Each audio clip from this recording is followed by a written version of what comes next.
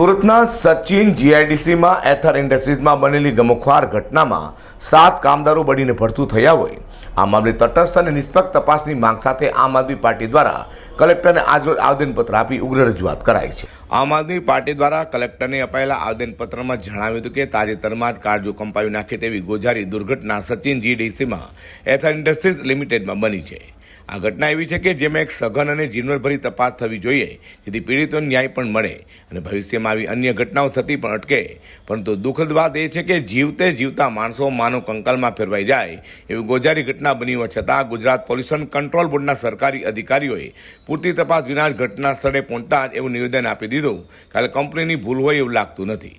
કંપનીની અંદર સેફટીના સાધનો અને સેફટી પોલિસી છે।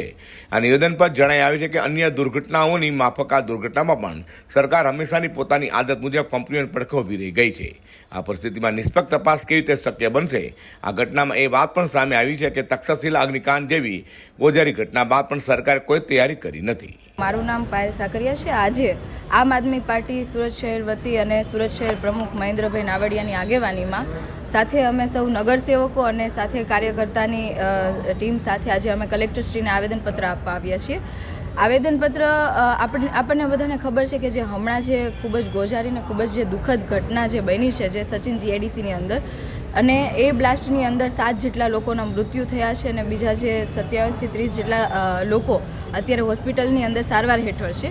તો એના માટે યોગ્ય નિષ્પક્ષ તપાસ થાય અને જે પીડિતોને ન્યાય મળે એના માટે અમે આવેદનપત્ર આપીએ છીએ। સાથે સાથે માંગણી કરીએ છીએ કે તમામ પીડિતો અને જે લોકો મૃત્યુ પામ્યા છે એમના પરિવારને યોગ્ય વળતર મળી રહે અને નિષ્પક્ષ તપાસ બાદ આ લોકોને તમામને ન્યાય મળે એવી માંગણી સાથે અને આવી ઘટના ભવિષ્યમાં ના બને એના માટેની યોગ્ય કાર્યવાહી કરવા બાબતે અમે આજે આવેદનપત્ર આપવા આવ્યા છીએ। હાલમાં એથર કંપનીમાં લાગેલી આગને લઈને અનેક આક્ષેપો પ્રત્યાક્ષેપો કરાઈ રહ્યા છે તો જેના ઘરના ચિરાગ આગમાં ઓલવાઈ ગયા છે તેઓ પર આભ તૂટી પડ્યું છે। અઝર કુર્સી સાથે હર્ષદ સેઠા।